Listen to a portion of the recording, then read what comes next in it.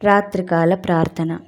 మహాపరిశుద్ధుడు మహాగణుడవైన మా ప్రియ పరలోకపు తండ్రి, నీ ఘనమైన నామమునకు వందనములను కృతజ్ఞతాస్తోత్రములను తెలియజేయుచున్నాం. దేవా, పగలంతయు కూడా ఏ హాని అపాయము జరగకుండా క్షేమంతోనూ నెమ్మదితోనూ సమాధానముతోనూ తండ్రి మేము ఈ రాత్రిలోనికి ప్రవేశించినందుకు నీకు వందనాలు తండ్రి.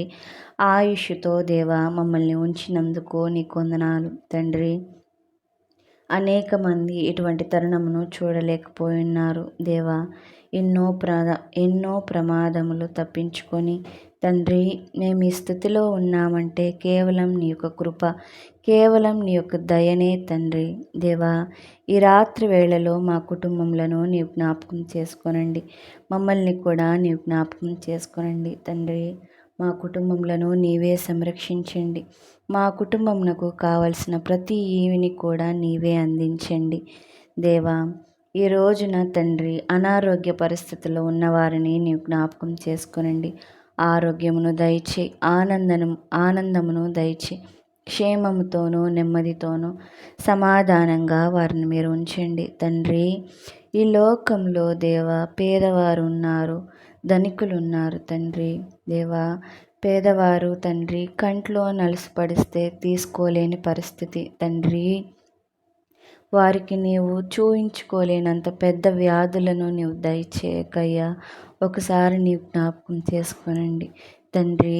ఎందరు బిడ్డలైతే ధన సహాయం లేక వారికి ఉన్న పరిస్థితిని బట్టి బాధపడుతున్నారో అయ్యా, వారి యొద్దకి నీవు ఈ రోజున వెళ్ళండి తండ్రి.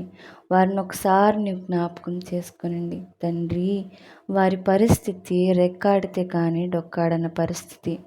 అటువంటి పరిస్థితిలో ఉన్నవారు తండ్రి, ఎలా చూయించుకోగలరు దేవా? ఒకసారి నీవు జ్ఞాపకం చేసుకోనండి తండ్రి. వారికి ఆరోగ్యమును క్షేమమును దయచే. అలాగే తండ్రి, వివాహం కాక బాధపడుతున్న వారిని నీవు జ్ఞాపకం చేసుకోనండి.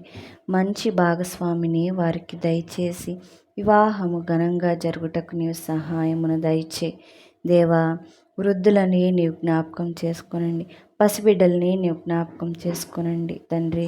యవనస్తుల్ని నీవు జ్ఞాపకం చేసుకోనండి. ప్రతి ఒక్కరిని కూడా ఈ రాత్రి వేళలో నీవు జ్ఞాపకం చేసుకోనండి దేవా. వారందరికీ వారికి కావలసిన ప్రతి ఈవిని కూడా వారికి మీరు దయచేయమని దేవా, ఈ చిన్ని ప్రార్థన నీ పాదాల చింత చేర్చుకోమని అడుగుచున్నాము తండ్రి. Amen, amen.